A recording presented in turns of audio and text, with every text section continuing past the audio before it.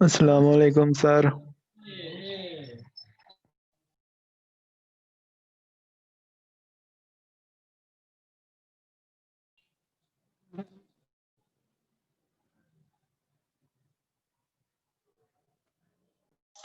अस्सलाम वालेकुम सर, क्या हाल चाल है सर?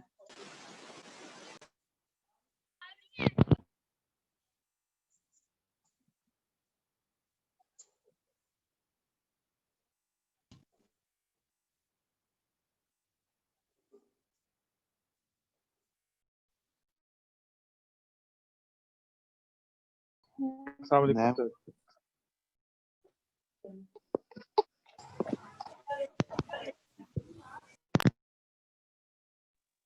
अस्सलाम वालेकुम एवरीवन। वालेकुम अस्सलाम।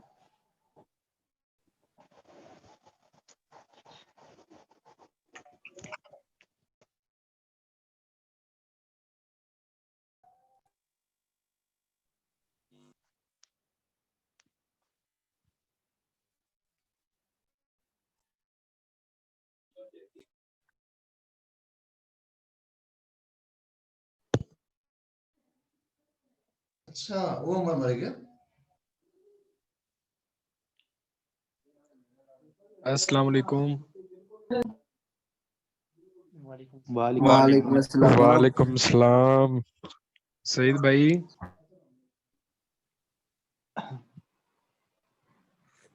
सईद भाई आपकी व्हाट्सएप क्यों ऑफ जा रही है आज? यार मेरा व्हाट्सएप ऑफ जा रहा है जी। बिल्कुल मेरा यार मोबाइल का प्रॉब्लम है यार फिर आपसे कांटेक्ट करना हो, कैसे करें हम? यार। फिलहाल कांटेक्ट मुश्किल है।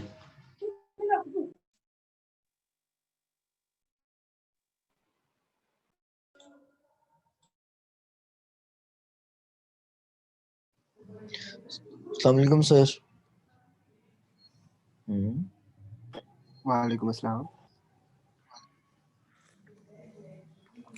ये भी ठीक है।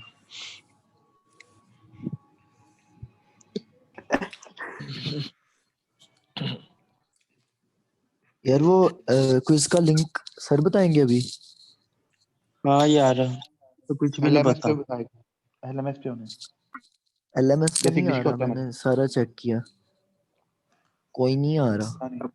जैसे हम लोग इंग्लिश का देते हैं वैसे ही आई थिंक ऐसे ही होगा। नहीं नहीं, वैसे नहीं हो रहा, मैंने चेक किया है, नहीं आ रहा फिर नहीं होगा क्विज।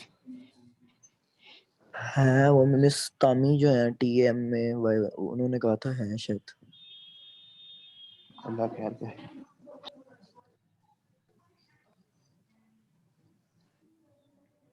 वो यार इंग्लिश का पता लगा कि हैरी पॉटर का जो समरी है वो कैसे सबमिट करवानी है? नहीं यार वो मैम ने कहा था कि वो बिजी है अभी, तो मैम लिंक सेंड कर देंगी मैम जैसे खुद फ्री होगी। भेजेगी यार ना, उनकी टेंशन नहीं लेनी। यार वो भाइयों, अगर किसी ने अगर पीएससी को पाकिस्तान मैसेज स्टूडेंट करो किसी ने कि असाइनमेंट जमा करवाई है एलएमएस पे? यार मेरी एक नहीं एक हो रही करके है यार। बोलो ना, समझ नहीं आ रही है। कौन सी असाइनमेंट? जो यार मैंने कल पाकिस्तान सबमिट स्टडी करवाई है सर एलएमएस मानस पे। करी थी, हाँ मैंने करवाई है यार। नहीं हो रही यार। हो नहीं गई यार है आप यार। सर को मेल कर दो, मेरी हो बात गई सुनो, है सर यार, को हो मेल गई है। कर दो। सर को बोलो यार मेल करें, क्योंकि हो ही नहीं रही। इतना मैंने कोशिश की है, और मिस तहरीम से भी पूछा है, वो बोल रही है अगर नहीं हो रही तो ये मतलब कोई इशू है।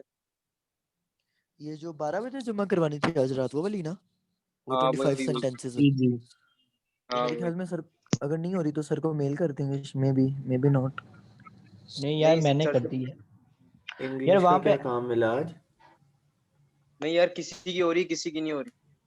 मेरी आप वहाँ पे जान आप ऐड म्यूट कर सबमिशन। दो हमें, साकिब शहजाद, अगर सारा दिन पढ़ा तो।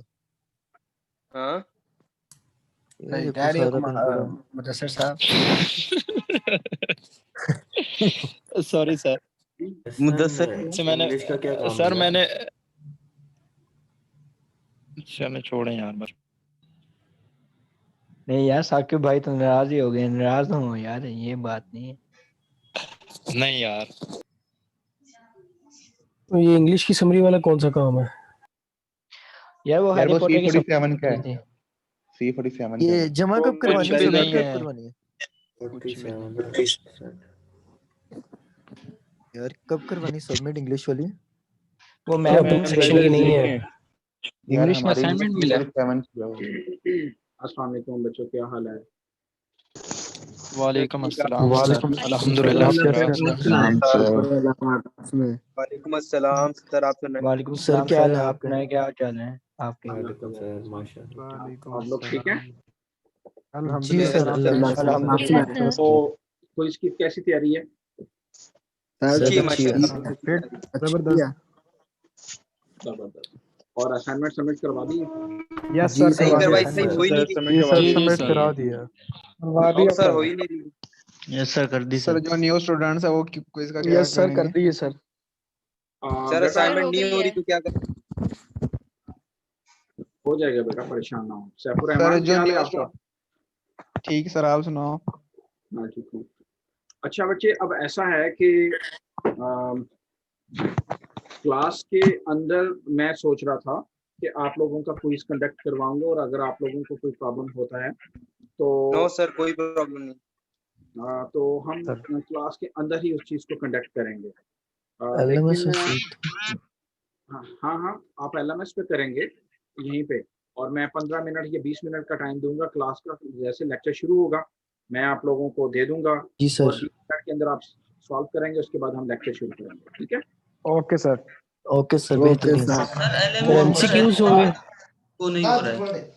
जी जी बेटा। सर क्विज LMS पे शो नहीं हो रहा है। सर सर एलएमएस पे कुछ शो अभी नहीं हो रहा है, क्विज मैं चेक कर रहा हूँ, कुछ भी एक शो मिनट नहीं हो रहा है यार। सर। हालांकि मैं हाँ, आपसे उस दिन भी आया था, चेक करवाया था, मैंने कहा था कि कुछ शो नहीं हो रहा है, लेकिन कुछ भी सर अभी भी नहीं हो रहा था, मैं चेक किया हूँ।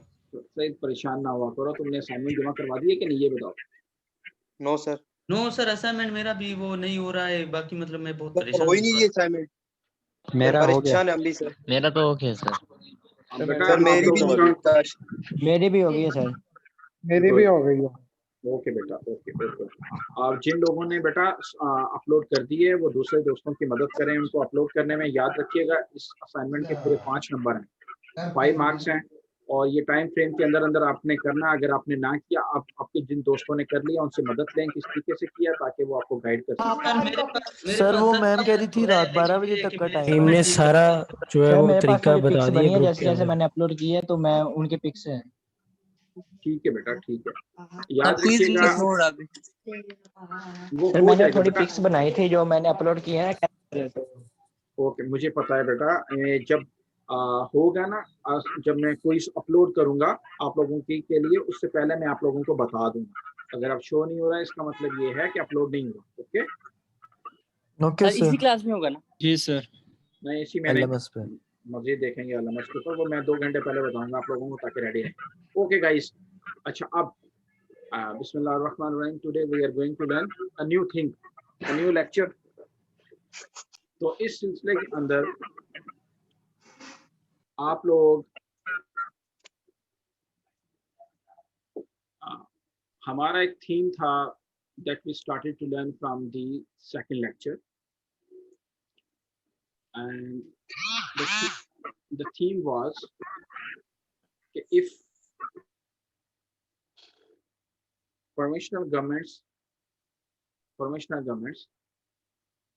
they will not be having their due social, economic, political rights, then they would be having their stiff relations with the central government. If maximum power would be given to the provisional governments, or rather to the central government, and provisional governments, they will not be having anything in their hands. So they would be coming up with the idea that a small section of society or one ethnic group is dominating over them. एक ethnic group is dominating over them. एक ethnic group उनके ऊपर dominate कर रहा है। और जब ये चीज होगी तो sense of deprivation would be prevailing. And when the sense of deprivation would be prevailing, it would be resulting in the sense of revolt. Yes sir. Sense of deprivation would be resulting in sense of revolt. And when sense of revolt would be resulting, so automatically what would be happening, a disintegration would be happening. And the same thing has happened in Pakistan in 1971. In my last two lectures, I have tried to give you one thing that in Interim Constitution of 1947, in 1956 Constitution, that was the first unanimously approved Constitution, Yes. and in 1962 Constitution, in every Constitution, what were we people having? The idea that federalism was not being implemented in Pakistan in its true letter and spirit. And because of this reason, what happened? When the after this second Constitution of Pakistan in 1962, just after the second Constitution and just after the 9 years of the second Constitution, Pakistan was disintegrated. Pakistan टूट गया. आज हम उस चीज की climax पढ़ने जा रहे हैं. The topic that we people are going to learn today, we are going to. जैसे चाहता हूँ मैं विकाल नहीं किया बेटा WhatsApp अपना पर- माइक बंद रखें बेटा, अपने माइक्स बंद रखें. हाँ आज हम इस चीज की क्लाइमेक्स पढ़ने जा रहे हैं. क्लाइमेक्स ये क्या है? वो जो सेंट्रिस्ट माइंडसेट था, that was not willing to acknowledge the due social, economic, political rights of the other provinces नहीं थे, उन्होंने एक ऐसी स्कीम, एक ऐसा plan they created in Pakistan that it further deteriorated the social, economic and political situation in Pakistan. एक ऐसी scheme Pakistan के अंदर इंट्रोड्यूस करवाई जिसकी वजह से पाकिस्तान के हालात मजीद बेहतर हुए. And that scheme is known as the one unit scheme. इसको one unit scheme कहते हैं. आपको पता है Pakistan was basically composed of two parts. The eastern wing that was composed of one territorial unit, but it was having the 55% of Pakistan's total population. And there was the another province, the other part of Pakistan, the part of Pakistan in which we people are living today, that was composed of the 19 different geographical units, and it was just having the 45% of Pakistan's total population. ये पाकिस्तान की total population का just 45% था. अब और ये जो problem थे, the issue of representation and the issue of power, the issue of lawmaking, ये issues that you people have already discussed in detail. And what kind of federal structure was being introduced in Pakistan, and this thing we have also learned in detail in my last previous two lectures. Today the thing that we people are going to learn that the central government in Pakistan tried to come up with a scheme, and that was literally suppressing the diversity on the name of national identity, on the name of religion. So that scheme is known as the one unit scheme in Pakistan. One unit scheme. So the west part of Pakistan, in which we people are living today, was composed of different 19 geographical units. Under these schemes, all of these geographical units, they were merged into one unit. So then what happened? Pakistan was basically converted into two parts: East Pakistan and West Pakistan. And every geographical unit of Pakistan was merged into one unit. It means that if provinces were existing here, for instance, 3 provinces were existing here, and there was one commissioner province, these provinces, the status of these provinces was taken away, and they were merged like a division in Pakistan. And so was the case with the princely states as well. Princely states के अंदर भी ये हुआ कि क्या हुआ कि status of princely states was being taken away, and they were also merged like a division in the west part of Pakistan. तो आज ये scheme जो हम पढ़ने जा रहे हैं, it is known as the one unit scheme. अब इसके पीछे rationale क्या था? Rationale क्या था? इस चीज को हमने learn करना है. What was the rationale behind the one unit scheme? इस चीज को समझना है. क्या rationale? क्यों? Why this one unit scheme was introduced in Pakistan? Remember one thing. One unit scheme was a scheme that was being launched by the federal government of Pakistan to merge every geographical unit of the West Pakistan into one unit. And it was basically claimed that through this scheme, we are basically trying to create a counterbalance against the ethnic numerical domination of the Bengalis of all East Pakistan. So basically mindset क्या था? Mindset ये था कि political ये जो bifurcation है पाकिस्तान की, ये इसके अंदर तो ये जो वेस्ट पाकिस्तान के, ईस्ट पाकिस्तान के लोग हैं, दे आर बेसिकली डोमिनेटिंग, ये डोमिनेट कर रहे हैं, and they get more representation in the national legislature. National legislature में उनको ज्यादा रिप्रेजेंटेशन मिल जाती है। तो किसी तरीके से a scheme should be created which would be creating a counterbalance against the dominating ethnic जो majority है of the East Bengalis। एक तो ये था। Second rationale behind this scheme was that the central government or the federal government in Pakistan was basically trying to create an administrative reform, because there were more geographical unit in Pakistan. 4 different provinces in West Pakistan, they were existing. So in order to cater the needs of every province, it was considered basically a Herculean task, a difficult task. So it was decided that in order to bring good governance in the country, the provincial status should be taken away and they should be merged like a division in the West Pakistan, the one unit. And this is how they were basically trying to create good governance. Pakistan के अंदर good governance create करने की थी। और तीसरी reason एक और भी रैशनल था, there was a third rational behind this scheme was, and that was all about what you call it के they were basically trying to bring some decrease in the expenditures of governance. So with this scheme, central government was basically trying to decrease the expenditures on administrative process के अंदर. So these were the rationale. Remember one thing, ladies and gentlemen, let me tell you one thing very clearly.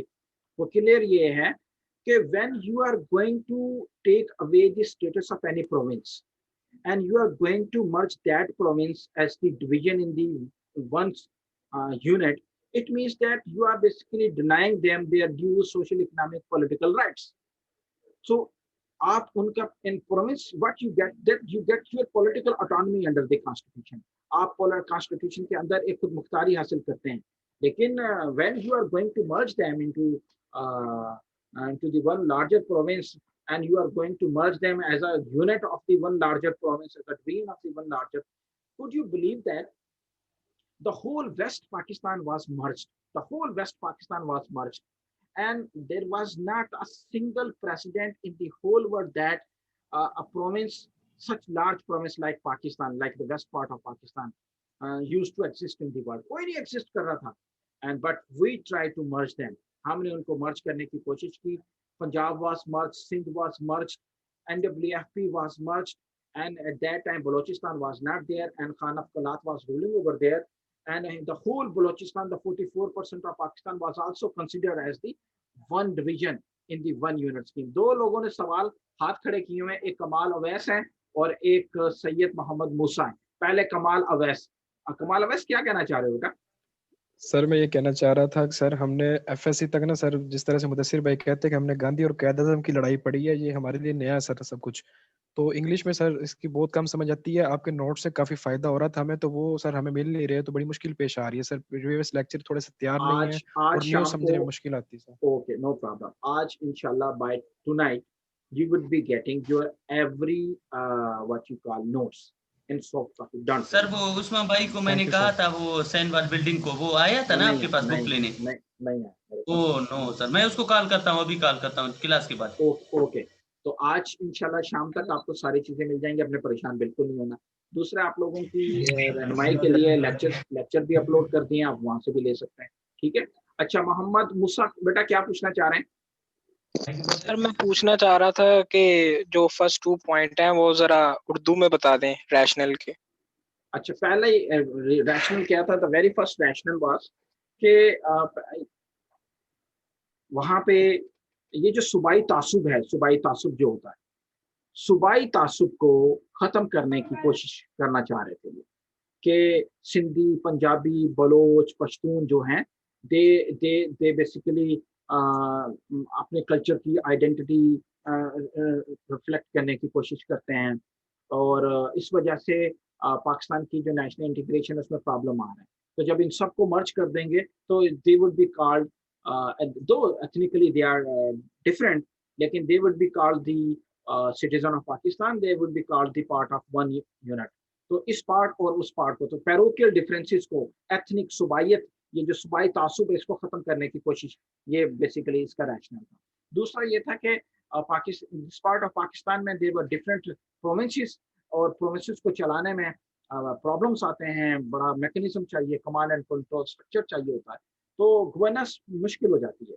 तो उनका ये मानना था कि पाकिस्तान के अंदर एक एडमिनिस्ट्रेटिव रिफॉर्म लाई जाए, गवर्नेंस की रिफॉर्म लेकर आए। तीसरा ये था कि डिफरेंट प्रोविंसेस हैं, तो प्रोविंशियल असेंबली के अपने खर्चे होते हैं, ज्यादा पैसे खर्च होते हैं, तो in order to decrease the expenditures on governance, तो एक वन यूनिट सारा को मर्ज करके एक वन यूनिट बना दिया जाए। विकेट मारिया मूसा।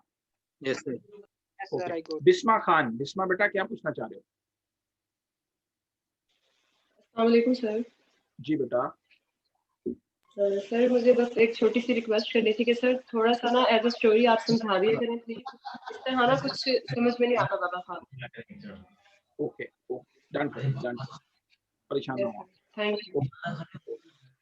अच्छा बेटा, अब चलो वन यूनिट स्कीम हमने बनाने की कोशिश की। सईद बेटा, कभी आप कैमरा ऑन कर लेते हो, कभी बंद कर लेते हो, या तो ऑन रखो या आप इसको बंद कर दो। उसकी वजह ये है कि ये दूसरे लोगों के लिए डाइवर्जन का सबब बन रहा है। आप कभी दाएं देख रहे हैं, कभी बाएं देख रहे हैं, कभी किसी से बात कर रहे हैं, कभी मुस्कुरा रहे हैं, ये चीज़ एक्सेप्टेबल नहीं है। या तो इसको बंद कर दें, या आप इसको यानी कि ऑन रखें और लेक्चर को सुनें, ठीक है, बातें वगैरह ना। Okay sir. सर मैं अकेला हूँ वैसे रूम में, मेरा कोई नहीं है वैसे अपने उस पे आपकी बातों पे सर मुझे मतलब वो वैसे मुस्कुरा रहा हूँ बस वैसे सर। अच्छा बेटा, अच्छा उसके बाद अब हम अगली बात करते हैं। So these were the three rationals, इसके तीन रैशनल थे जिसकी वजह से one unit scheme was introduce in Pakistan. One unit scheme को पाकिस्तान में इंट्रोड्यूस किया गया। लेकिन remember one thing, from the very first lecture up till now we are trying to establish one theme. The theme is Pakistan was a federal state, but the rights of the provincial governments were not being recognized, and because of this reason, what started to happen in Pakistan, sense of deprivation started to happen in Pakistan, and this sense of deprivation ultimately resulted in sense of revolt, and somehow we have also seen that Pakistan was once disintegrated. Pakistan ek dafa toota bhi hai, and again in the name of Greater Balochistan, Larva Baryu Afghan, Balaravistan, Sindhu Desh or Mahajiristan, such kind of slogans we people are also witnessing again, और इनको देख रहे हैं। इसकी reason क्या है? why different provinces Pakistan इतना सा रह गया? why different provinces they are not still being integrated into Pakistan, and why they are still coming up with their different demands, and the demands which are not being acknowledged by the central government? So हुआ क्या है? why? ये इसके सारे पीछे the answer of all these questions lies in today's lecture. इस lecture के अंदर है। इस चीज को हमने समझना है कि वन यूनिट स्कीम के अंदर what you basically tried to suppress their diversities. In the one unit scheme, on the name of administration, on the name of decrease in expenditures, in the name to eliminate the parochial differences, you basically try to take away the diversity of Pakistan. You try to merge them into one unit. आपने उनको, you try to suppress them.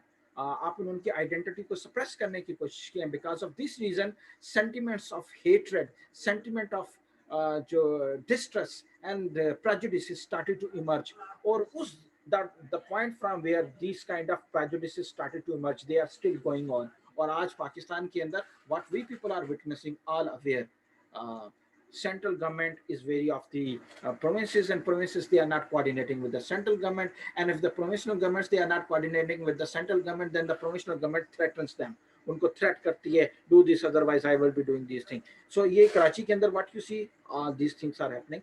अब fortunately the central government is also having government in Punjab and KPK, and so these governments they are satisfied, but the opposition is not satisfied.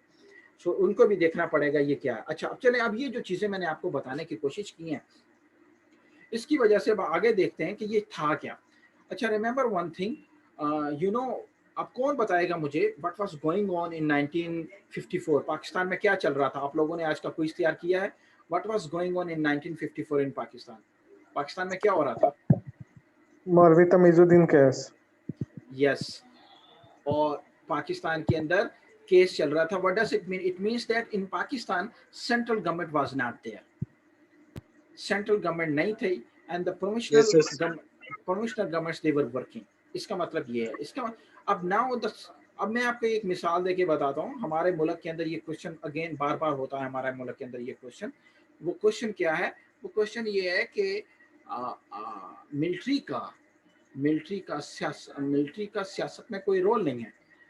तो अगर हम इसको trace down करें तो आप लोगों को पता चलेगा कि we were the civilians who brought military into politics. हमने मिलिट्री को सियासत में लेकर आए। मैं आपको मिसाल देके बताता हूँ।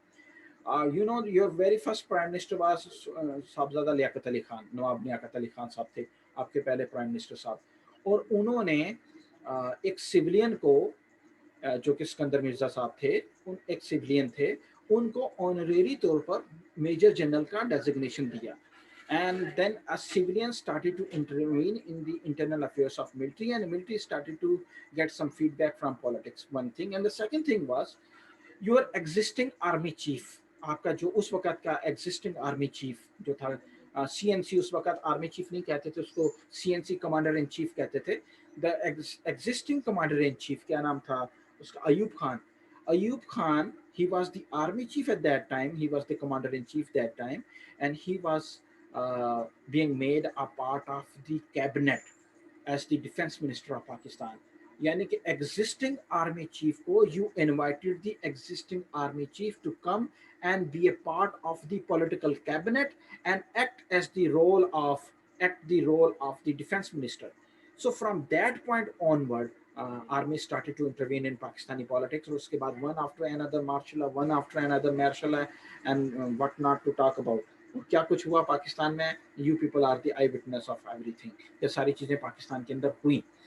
अब जरा देखिएगा, to convert the West Pakistan into one unit, it was not a new idea. ये कोई नया आइडिया नहीं था।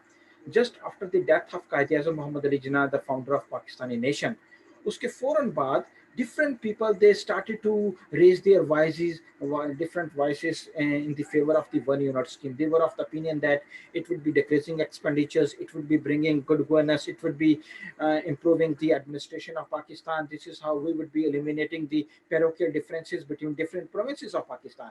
So in 1949, first time, the very first person who came up जो इसके हक में आया, he was the Muhammad Feroz Khan Noon.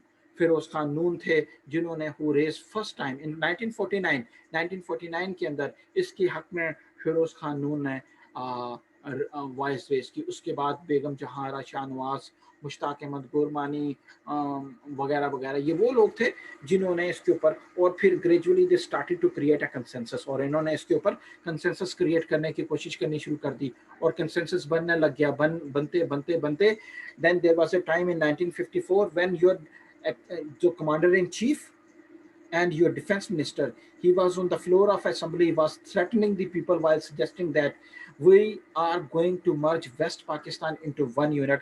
हम West Pakistan को one unit में convert करने जा रहे हैं, and we will not be tolerating any resistance against it. हमें किसी की कोई resistance को नहीं करेंगे, और किसी को हम we will not be allowing them to raise and go for agitation, कि अपनी वॉइस को रेज करे और उसके अगेंस्ट एजुटेशन में जाए। तो ये सारा सिलसिला पाकिस्तान में होना शुरू हो गया, और आपका डिफेंस मिनिस्टर जो कि आर्मी चीफ था, he was threatening on the floor of the cabinet, the floor of assembly to the other people. So how the things they were getting deteriorated, ये आज हम पढ़ने जा रहे हैं। आगे देखिएगा, याद रखिएगा। One unit scheme was introduced in Pakistan in 1955 and it was dissolved in 1st July 1970. Pakistan में ये डिसॉल्व कर दी गई थी। And these 15 years or so, starting from 55 to 1971, 15 or 16 years, this age is known as the darkest age in the history of Pakistan. Darkest age in the history of Pakistan.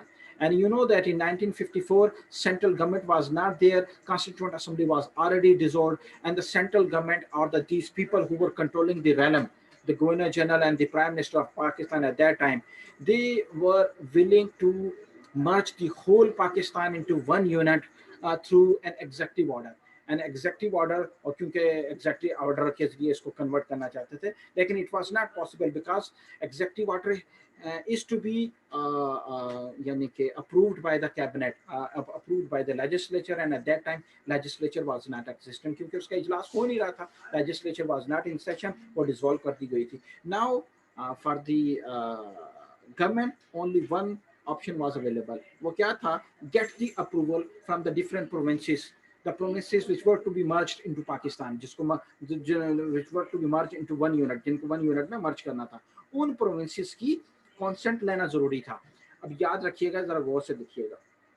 Central government was not there, and the defense minister, he was threatening the people, and only one way out was available to get the consents from the provinces which were to be merged into the one unit. अब उन provincial governments की assembly से, याद रखिएगा 1973 के अंदर भी ये कानून है कि if the central government, मैं 73 की बात बताने लगा हूं कि 1973 के कॉन्स्टिट्यूशन में भी ये प्रोविजन है, उसको then I will be connecting with that scenario.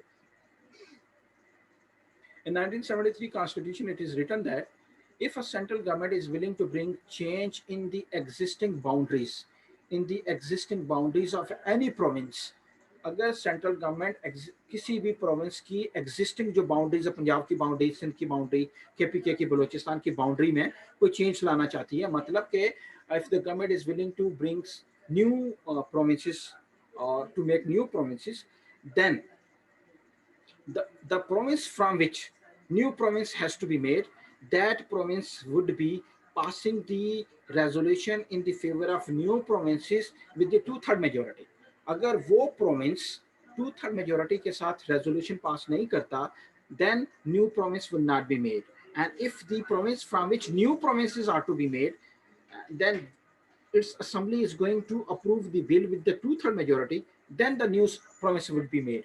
So at that time, the provinces which were to be merged, उनकी क्योंकि boundaries change होनी थी. Sorry? ये दोबारा बता दें, उर्दू में बता दें.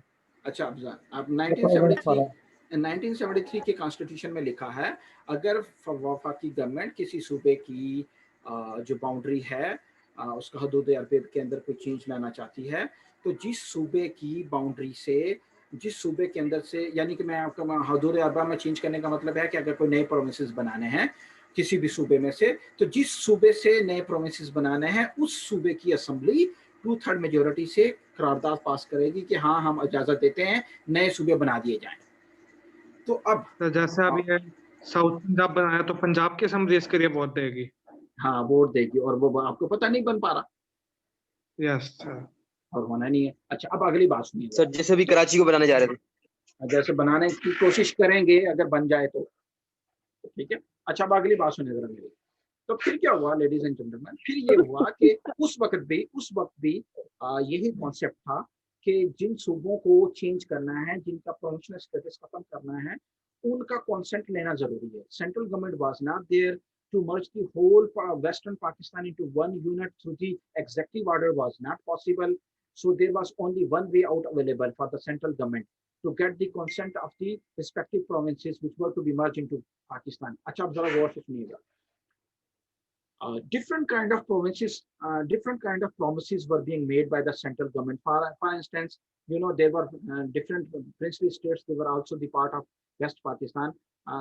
In Punjab, there was one princely state like Bahawalpur, and a promise was being made with the Bahawalpur province that when the one unit scheme would be abolished later on in near future, जब उसको खत्म कर देंगे near future, then your status would be, you would be given the status of a province. आपको province बना दिया जाएगा. बहावलपुर के साथ ये वादा किया गया था. Otherwise, Bahawalpur state was not willing to give its consent to merge it into the one unit. And the Bahawalpur state was not willing to surrender its status of a princely state. उसको willing नहीं था. और लेकिन उसके साथ central government ने promise किया बहावलपुर के साथ कि when in near future or in long future, whenever the one unit scheme would be abolished, then you would be compensated with the status of a province. आपको province के साथ compensate किया जाएगा. So that's why the Bahawalpur state was willing to give its consent for the merger into one unit. Or Punjab was, you know, was dominating by the central government, so Punjab was happily willing to be a part of the one unit. अब दूसरे province जैसा कि Sindh province and WFP province, ये जो province they were not willing to reconcile. वो, and the biggest vegetation that started, that came against the one unit scheme, it came from the what you call Sindh. अब मैंने आपको पहले भी जैसा कि बताया था कि Sindhi people they have always been very very politically conscious people. जो सिंधी लोग हैं वो उनके पास लिटरेसी कम है लेकिन वो सियासतदान बहुत बड़े हैं और उनको पॉलिटिकल कॉन्शियस बहुत है। इसी वजह से पाकिस्तान के बनाने में सिंधी लोगों ने बहुत अहम किरदार अदा किया और सबसे ज्यादा किरदार अदा किया था बंगालियों ने। और जब बंगालियों ने देखा भाई इस पार्ट ऑफ पाकिस्तान में तो हमारी कोई बात सुनता ही नहीं है, तो फिर उन्होंने आज़ादी वो उसी पॉलिटिकल कॉन्शियसनेस को यूज करते हुए they went for the new country और वो नया कंट्री। और सिंधी लोग भी थे जो थे, जी सिंध कौमी महाज है, सिंध के अंदर बहुत बड़ी पॉलिटिकल नेशनलिस्ट पॉलिटिकल पार्टी थी, उन्होंने भी सिंध की आज़ादी के नारे लगाने शुरू कर दिए थे, जी सिंध कौमी महाज इन्होंने एक जमाने में। अच्छा खैर मैं अब आप लोगों को बता रहा हूँ कि Sindhi people they have always been politically very conscious people. अब ये वो जो पॉलिटिकली बहुत कॉन्शियस थे, इसकी वजह ये कि ये इतने पॉलिटिकल कॉन्शियस हुए कैसे, वजह क्या थी, क्यों पॉलिटिकली कॉन्शियस हुए, उसकी मैं आपको मिसाल देता हूँ। आपको पता है before the partition the whole country the whole subcontinent was being dominated by the Britishers. Britishers इसको सारे सब कॉन्टिनेंट को कंट्रोल करते थे, ओके राइट। जब वो इसको सारे को कंट्रोल करते थे तो ये इन्होंने कंट्रोल कैसे हासिल किया, कभी वो सिखों के खिलाफ they used to wage a war against the Sikhs and they took over the whole Punjab, then they used war against the Sindhis and they took over the Sindh. So one after another they were taking over the territories in the whole subcontinent. एक ही दफा उन्होंने सारे सब continent पर हमला नहीं किया था और लिया, मैसूर को पहले शिकस्त दी, मैसूर ले लिया, बंगाल ले लिया, और उसके बाद फिर उन्होंने आपको पता पड़ा वार ऑफ प्लासी के अंदर वो ले लिए, तो one after another. So whenever they used to take over any territory while keeping in view the population and keeping in view the status of the territory, they used to give it to the status of province, उसको province देते थे। लेकिन सिंध को Sindh was not given. Earlier Sindh was existing as a province. Later on when it was being taken over by the Britishers, जब इसने Britishers ने इसके ऊपर कंट्रोल किया सिंध के ऊपर, ये कब की बात है, ये मैं आप लोगों को बताता हूँ 1847 के अंदर ऑलमोस्ट, हाँ मेरा ख्याल है 1847 के अंदर इसको सिंध को क्या किया गया, सिंध को एक यानी कि इसको कंट्रोल किया इसके ऊपर, और it was being merged as a part of the Bombay का पार्ट बना दिया गया। और ये आपने पढ़ा होगा इन 14 पॉइंट्स ऑफ द कायदे आज़म मोहम्मद अली जिन्ना, वहाँ पे भी लिखा गया है कि Sindh should be separated from the Bombay residency और Sindh should be made a new province, उसको बनाना चाहिए। तो फ्रॉम 1847 टू 1936 तक, ये जो ऑलमोस्ट 89 इयर्स के एज है, सो Sindhi people, they were of the opinion that they were slaves of the slaves. They were the slaves of the slaves, क्योंकि they were slaves of the Bombay residency, and Bombay, they were the people of Bombay, they were the slave of the Britishers. So they were fighting very hard in order to get their political identity being restored. And when one unit scheme was being pronounced by the central government, so Sindhi people, they were aware that they would be again made a slave, and they will be made a slave of the Punjabi domination. Punjab domination के जो लोग हैं dominate, उनके हम slaves बन जाएंगे. तो again they would be facing the slavery of slaves. तो इस तरह का होगा. That's why they were not willing to reconcile with the demand of the central government. And the Sindhi people, Sindh के जो लोग थे, they were not willing to pass a resolution in favor of the one unit scheme. वो one unit scheme के favor में कोई resolution pass नहीं करना चाहते थे. तो अब हुआ क्या, तो फिर सिंध के लोग कितने हैं इस ग्रुप के अंदर, कितने सिंध के लोग हैं, मैं जरा देख पाऊँ, हाथ खड़ा करें, सिंधी या सिंध से जो पढ़ने आए हुए हैं यहाँ पर, हाथ खड़ा करें। एक सगीर अली और दूसरा है मिस्टर काशिफ। सिंध से जो लोग आए हैं साद नूर, अल्लाह बचायो, जबरदस्त, ये 4 लोग हैं। अच्छा, आप लोगों को पता है कि नसार खोड़ो को जानते हैं आप लोग? यस सर जानते हैं। नसार खोड़ो, ये सिंध के एजुकेशन मिनिस्टर भी रहे हैं और ये सीनियर मिनिस्टर भी हैं और ये स्पीकर भी रहे हैं। उस जमाने में इनकी फैमिली का बहुत बड़ा इसका बाप था अयूब खोड़ो। अयूब खोड़ो साहब जो थे ना, अयूब खोड़ो, इसको पॉलिटिक्स में डिस्क्वालीफाई किया गया था through the PRODA means people's representative disqualification order. PRODA के जरिए इनको डिस्क्वालीफाई कर दिया गया था फ्रॉम, ये 1955-54 की बात कर रहा हूँ मैं आपको. He was disqualified because he was very shrewd person. He was very clever person, and this thing was not being liked by the central person. That's why he was being debarred from entering into politics. He was not allowed to participate in politics of Pakistan. तो इनको disqualify किया गया था. When Sindh, जो existing Sindh Assembly was not willing to pass a bill in favor of the one unit scheme, then the Sindh government was replaced. Sindh government को replace कर दिया गया. Central government ने replace the Sindh government and made a promise with the Ayub Khoro. Ayub Khoro को बोला get a bill passed in favor of the one unit from the Sindh Assembly and your disqualification would be removed. One condition. Second thing, you would be allowed to participate in politics of Pakistan. Second, 2 point. Third thing, you would be made the chief minister of Sindh. Third thing, and the fourth thing was you would be given in future the status of federal minister. And in addition to all these conditions, इसके अलावा भी he was also promised that central government would be giving him the huge land, agricultural land. But the condition is you have to get the bill passed from the Sindh Assembly. Sindh Assembly से bill pass करवाना. अयूब खोड़ों को जब ये सारी लालच दी गई, उसने कहा I would be getting the bill passed.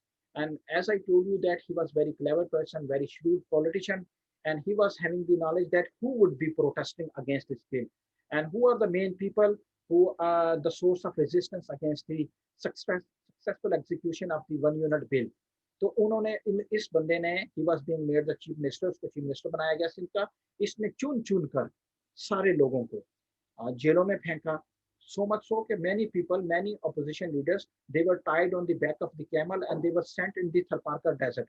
उनको Tharparkar desert में भेज दिया गया. Many people they were being house arrest. उनको house arrest कर लिया गया. House arrest कर लिया गया. इसका मतलब है, लेकिन remember one thing, this was not only the case with the politicians. Clerks, they were not willing to go to their jobs. Doctors, they were not willing to sit in hospitals. Professors, they were not willing to deliver their lectures. So agitation started all over the Sindh province, and the political environment started to get deteriorated, and law and order situation was getting worse with every passing day in the Sindh. यानी कि not only politicians, but every part and parcel of Sindh society was not willing to be a part of the one unit scheme. वो नहीं थे. और newspapers, they were being banned from getting published. उनको publish होने से मना कर दिया गया. Clerks were arrested, politicians were arrested, doctors, engineers, scientists, they were being arrested, professors, they were being arrested. लेकिन somehow, then the day came. फिर वो दिन आया when the federal government, with the help of the Ayub Khoro की मदद से, the session of the Sindh Assembly was called. Session of the Sindh Assembly was called. Sindh Assembly का session call किया गया. और जब सिंध असेंबली का session call किया गया, ladies and gentleman, then what happened? The people of Sindh province, they were very confident. They were of the opinion that their representatives, they would never be dodging them, and they would be reflecting the sentiments of people on the floor of assembly, and the bill of the merger into the one unit will never be happening. It would never be getting passed. और कभी भी pass नहीं होगा. Okay, right. And as I told you that Ayub Khoro was very shrewd person. Most of the stalwart, means most of the political leaders, जो थे, they were house arrested, they were sent behind the bars, they were tied on the back of the camels. Many people, they were being killed. And on the day when the bill was to be passed, उस वक्त these people, they were not present. वो present नहीं थे. Remember one thing, आपको पता है, usually आपका national, आपका पाकिस्तान की पार्लियामेंट का इजलास, पार्लियामेंट इस्लामाबाद में होता है, और पंजाब असेंबली का इजलास पंजाब में होता है. लेकिन at that time what happened? The session of the Sindh Assembly was not called in the building of Sindh Assembly. Rather, the session of the Sindh Assembly was called in Session Court Darbar Hall, Hyderabad. Session Court Darbar Hall, Hyderabad. And security was on high alert. Thousands of police personnel, and they were stationed outside the building of Sindh Assembly Session Darbar Hall, and one person, what you call police person, was attached to every what you call the MPA of the Sindh Assembly. हर Sindh assembly के हर MPa के साथ एक police बंदे को खड़ा किया गया, और जब उसके पास बिल आना था, then on the barrel of gun these peoples they were being pressurized to have a signature of affirmation. Or and then at that day what happened, guys, there were total 110 members of Sindh Assembly, or 98 people voted in favor of the bill, and the last bottleneck and the last stumbling block on the way of the one unit scheme was removed, and Sindh Assembly, either on the basis of persuasion, on the basis of the persuasion of power, lust for power and money, or on the basis of the threat and coercion, Sindh Assembly passed a bill in favor of the one unit scheme. And then what happened? The last block was removed, and every province gave their consent that yes, they are willing to be part of one unit, or one unit bana diya gaya. One unit was introduced in Pakistan. It was promulgated on almost what you call iska jo correct date hai, that is mera khayal hai September 1950, September 30th September 1950 ke andar the one unit scheme was introduced, and this is a point from where the darkest stage in the history of Pakistan started.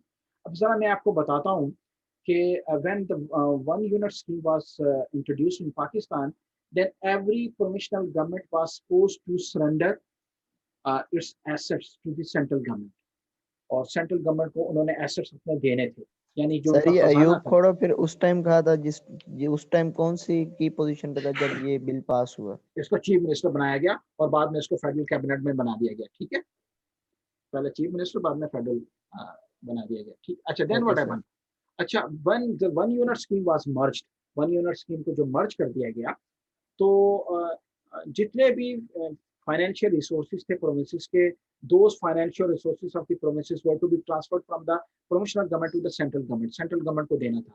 अच्छा, आप जरा गौर से सुनिएगा, सिंध के अंदर एक Khairpur state है, Khairpur state ने less than 1 rupees, less than 1 rupee transferred to the federal government, 1 रुपए से भी कम, less than 1 rupee transferred, क्योंकि Khairpur state was of the opinion that we are not willing to be part of one unit until unless you are not going to give us guarantee that we will not be surrendering even our single rupee to the central government. On this condition, Khairpur state merged into the one unit scheme. तो उन्होंने सिर्फ symbolic 1 rupees, less than 1 rupee, symbolic less than 1 rupee transferred their asset to the central government. अच्छा, अब Khan of Kalat in Balochistan, Khan of Kalat was willing to be a part of one unit scheme on the condition that federal government would be giving him money rather than he would be giving the money to the central government. मेरी बात समझ आई है? This was the condition on which Khan of Kalat decided and gave his consent to be part of the one unit. He took a lot of money, billions rupees from the central government in order to just give him his consent for the one unit scheme. And now look here, the money that was being transferred from the Sindh to the central government. Remember one thing, ये बात याद रखिएगा आप लोग, Sindh and the Karachi जो territory है, it is possessing the 65% of Pakistan's total finance. 65% Pakistan's का total finance is basically generate होता है, being generated from Sindh. Sindh से generate और Karachi से generate होता है. और at that time, Sindh was the richest province of Pakistan. And Sindh surrendered, Khairpur state surrendered 1 rupee. Punjab gave nothing. Khan of Kalat gave his consent to merge the whole Balochistan into one unit while taking billions of rupees from the central government. And Sindh government gave, just imagine, Sindh government surrendered 320 million rupees to the west, to the central government. 320 million rupees. These 320 million rupees were surrendered by the Sindh province to the central government, and central government became very rich. इसको अगर आज आप convert करें, उस जमाने में $5 का था, और 320 मिलियन रुपीस वर सरेंडर्ड, और आज डॉलर 170 रुपीस के करीब है। तो जरा 320 मिलियन को 170 के साथ मर्ज करें, 37,000 बिलियन रुपीस से भी ज्यादा का पैसा बनता है। That was being surrendered by the what you call Sindh से पैसा जनरेट हुआ और वो जमा हुआ आपके सेंट्रल गवर्नमेंट के पास। और when the eastern Pakistan witnessed that the central government is not willing to recognize the social, economic, political rights of the Sindh province, of the Balochistan province, of the NWFP province, then they decided to go for agitation, and then they decided to separate their ways from the West Pakistan, and East Pakistan happened. East Pakistan हो गया और वो हमसे अलग हो गए।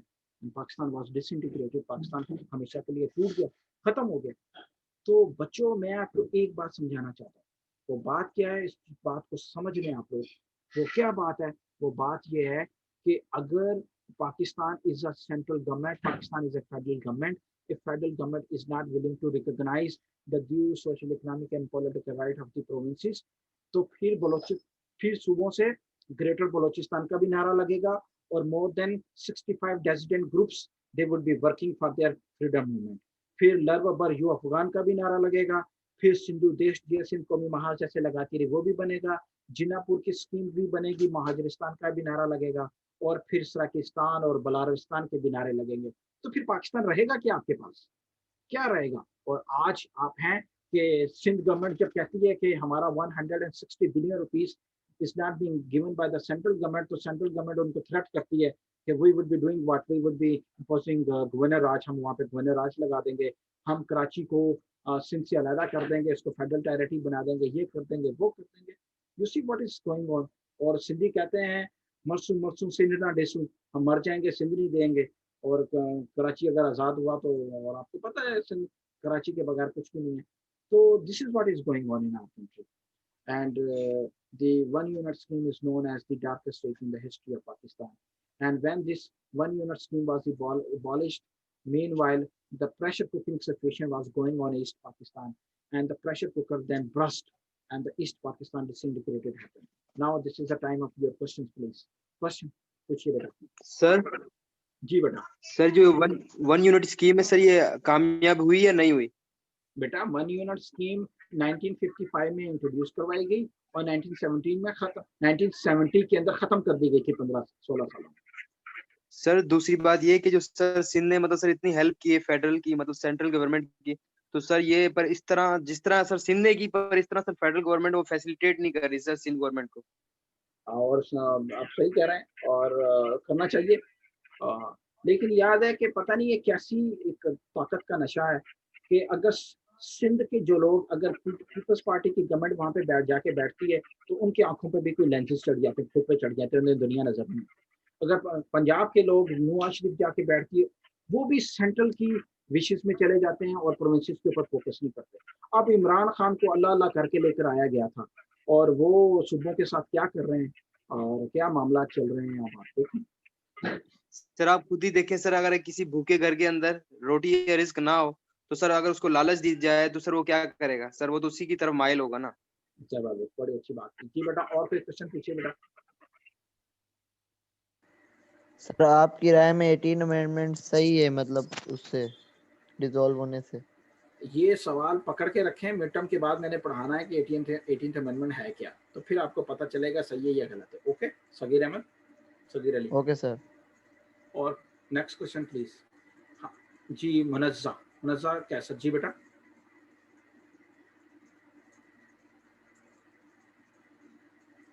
और कोई बेटा कोई क्वेश्चन का? सर हम इंक्लूसिव इंस्टीट्यूशन भी तो वो कर सकते हैं। Inclusive institutions? Yes sir. क्या मतलब है इसका? मतलब उसमें गवर्नमेंट और ये प्रोविंस और फेडरल दोनों साथ मिलके दोनों चले। तो फेडरलिज्म के अंदर बेटा यही कुछ होता है, दोनों मिलके चलते हैं। सर तो फिर मसला कहाँ पे आ रहा है कि मतलब सिंध और प्रोविंस और फेडरल के बीच में जो तनाज़ा चल रहा है? इशू बेटा सियासी है, सियासी इशू है। पीटीआई नहीं चाहती, अगर करंट गवर्नमेंट की बात करें, कि जो वहाँ का जो चीफ मिनिस्टर है, क्या नाम है उसका? मुराद अली शाह सर। मुराद अली शाह साहब पॉपुलर हो जाएं या पॉलिटिकल पॉपुलरिज्म की पॉलिटिक्स करे। और वो जिस तरीके से हाथ जोड़ता था, जिस तरीके से आपने देखा इतने इतने सैलाबों के अंदर वो खड़ा होता था, ये सैलाब आए वगैरह, तो पॉपुलर पॉलिटिक्स। और ये पॉइंट स्कोरिंग करने से बाज नहीं आते ये जो सेंट्रल गवर्नमेंट वाले हैं। और आपको पता है कि तो ये सारे का सारा सियासी मसला है, यानी कि सेल्फ इंटरेस्ट की जो जुस्तजू है। नहीं सर, जो ये क्लेम करते हैं कि फेडरल हमको एनएफसी अवार्ड नहीं देता, तो जब इन्हों की पीपल्स पार्टी हुकूमत है, जब प्रेसिडेंट आसिफ अली जरदारी था, तो वो उसको अपने हक में कर सकता था, तो फिर उन्होंने क्यों नहीं किया? किया ना बेटा, 7th NFC award 18th amendment में पीपल्स पार्टी की गवर्नमेंट लेकर आई ना, उन्होंने ही तो किया था। सर ये जो सिंध में अभी हालात हैं, ये तो अभी मतलब 1-2 साल से नहीं है, ये तो मतलब पिछले 10-15 सालों से है। पीटीआई गवर्नमेंट तो अभी 2 साल हुई आई। मैं आपको ये कह रहा हूँ बेटा, वो ठीक है, सिंध के अंदर ये पीपल्स पार्टी की जो गवर्नमेंट है, वो लोगों में एजुकेशन की या इस तरह की पॉलिसीज़ के बजाय ऐसी पॉलिसीज़ अडॉप्ट करती हैं जिससे लोगों की लॉयल्टीज़ उनके साथ हों। वो ज़मीनें देती हैं, वो ज़मीनें बांटते हैं, सरकारी ज़मीनें बांट देते हैं। आपको पता है पीपल्स पार्टी की गवर्नमेंट ने पिछले दौर के अंदर 1 लाख लोगों को ज़मीनें बांटी हैं, सिंध की 1 लाख लोगों को। तो इससे वो ऑटोमेटिकली लोगों में शऊर देने के बजाय, लोगों में इस तरह का शऊर देने के बजाय, एजुकेशन या इस तरह की चीज़ें लाने के बजाय वो इस तरह की लेकर आते हैं, जिससे क्या पॉवर्टी ख़त्म नहीं होती, लॉन्ग टर्म सस्टेनेबल डेवलपमेंट नहीं आती मुल्क के अंदर। तो वो उनकी एक ख़ास माइंड सेट है, वडेरा शाही है वहाँ पे, और लोगों को गुलाम रखने की जो अप्रोच है, वो इसी वजह से सिंध में 15 सालों से ये हालात चल रहे हैं। थरपार के अंदर वो पॉलिसीज अडॉप्ट करते हैं जिससे उनकी पॉपुलैरिटी इंक्रीज हो। सर जी बेटा। सर आपने बताया कि वफाक सिंध को 160 अरब रुपए नहीं दे रहा, तो सर वफाक इसलिए नहीं दे रहा क्योंकि सर ये जरदारी और सिंध और लाड़काना का पैसा सारा सर दुबई चला जाता है, कभी अयान अली ले जाती है तो कभी वो। सर इसके बारे में आप क्या कहेंगे? अच्छा चलो ठीक है, अच्छी बात की आपने। लेकिन देखिए मेरी बात सुने, मैं आपको एक बात कहना चाहता हूँ, वो ये है कि एनएफसी अवार्ड के तहत आपको पता है बलोचिस्तान का 7th एनएफसी अवार्ड से पहले 50 अरब से 100 अरब का बजट था, 50 अरब से 100 अरब का बजट था। और जब एनएफसी अवार्ड आया तो बलोचिस्तान का टोटल बजट 500 बिलियन रुपीस हो गया, 500 अरब रुपया हो गया। अब बलोचिस्तान के अंदर चाहे ये बाप की पार्टी आ जाए या दूसरी पार्टी आ जाए, वो लोगों की फलाह बहबूद पे खर्च ही नहीं करते। वो पैसा जो बच जाता है वो सेंटर को दे देते हैं, हमें पता ही नहीं है हम कहाँ पे खर्च करें। तो सिंधी जो लोग हैं वो कहते हैं आप पैसा आ गया तो फिर अब खर्च तो होना चाहिए, चाहे जैसे भी हो। तो बलोचियों की तरह वो वापस नहीं करते, वो कहते हैं। तो लेकिन ये है कि मेरा कहने का मतलब है, इस तरह की रिसेंटमेंट खाएंगे तो कुछ खा रहे हैं, अगर लूट लेते हैं, अयाना ले जाती है, दूसरे लोग ले जाते हैं, इन चीज़ों को रोकना चाहिए। और अवामी नुमाइंदे जो हैं वो अवाम की फलाह बहबूद के लिए काम करें तो ज़्यादा बेहतर है। ठीक है जी बेटा। अच्छा बेटा, अब ऐसा है कि आप लोगों ने आज रात तक अपनी सारी असाइनमेंट्स को सबमिट कराना है। दूसरी बात ये है कि एक सेकंड जो क्विज है उस क्विज का मैं आप लोगों को बताता चलूँ कि बहुत सारे नए बच्चे मेरे सेशंस में आए हैं, नए बच्चे हैं, और वो कह रहे थे कि हमारे तक डाटा की एक्सेस नहीं है। तो बहैसियत टीचर मैं ये चीज़ नहीं अपने ऊपर लेना चाहता कि बच्चों की जो बगैर तैयारी के उनको मैं अलाउ करूँ। अगरचे मैंने अपने जो लेक्चर्स हैं वो दे दिए हैं, उन लोगों को बच्चों को दे दिए हैं, फिर भी अगर बच्चे कंटेंट चाह रहे हैं तो आज शाम तक वो कंटेंट दे दिया जाएगा। और नेक्स्ट वीक की जो क्लास होगी, हमारी क्लास होगी, उसके अंदर हम इसको फर्स्ट 20 मिनट्स के अंदर क्विज कंडक्ट करेंगे। ओके बेटा? Okay sir. Okay sir. और तमाम बच्चों को ओके सर। तमाम बच्चों को जो नोट्स हैं वो एलएमएस के थ्रू मिल जाएंगे, ताकि किसी के पास कोई बहाना ना रहे। ठीक है बेटा? Okay sir. Thank you sir. Sir assignment का बताएं सर, आपको ईमेल कर दें? बेटा मुझे ईमेल नहीं करनी, किसी सूरत में नहीं करनी। नहीं बेटा नहीं ना, मैंने वेडनेसडे को होगा ना क्विज? ट्यूसडे को बेटा, ट्यूसडे वेडनेसडे को है सर क्लास। बेटा ट्यूसडे की क्लास होती है। ट्यूसडे को है सर, ट्यूसडे की। उसमें होगा। तो बेटा आप, मैंने कहा था कि मूडल वालों को जो स्टेयर्स यूनिटी है उसको ईमेल करें, वो आपको बताएंगे कि कैसे उसको रिजॉल्व करना है। आप लोगों की हर असाइनमेंट LMS के थ्रू सबमिट होनी है। मैं ईमेल पे रिसीव नहीं कर सकता। आई थैंक यू, मैं सी यू इंशाल्लाह इन माय नेक्स्ट